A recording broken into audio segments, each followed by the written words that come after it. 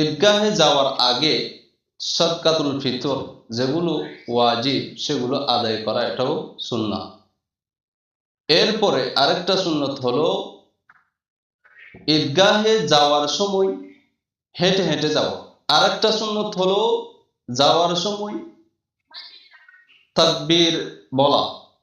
তাকবীর হলো আল্লাহু আকবার আল্লাহু আকবার লা ইলাহা ইল্লাল্লাহু আল্লাহু আকবার ওয়ালিল্লাহিল হামদ। এরপরে আরেকটি সুন্নত হলো এক পথে যাওয়া আরেক পথে আসা। এরপরে আরেকটি সুন্নত হলো ঈদের নামাজ জামাতের সহিত পড়া, এটাও সুন্নাহ।